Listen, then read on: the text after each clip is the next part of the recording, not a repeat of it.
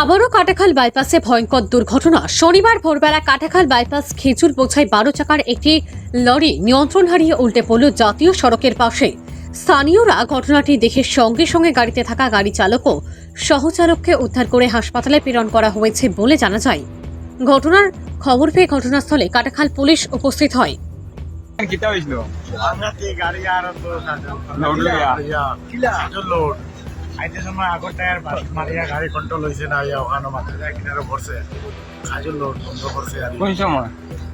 সকাল 4:30 উঠে হইব আচ্ছা আচ্ছা। ড্রাইভার কোনটা হইছে না ড্রাইভার বাঁচিছে গাড়িকার কিতা স্থানীয় গাড়ি নি এখন পুলিশে খবর দেওয়া হয়েছে পুলিশে খবর দেওয়া হয়েছে মানে ওইটা মারিয়েন না মোবাইল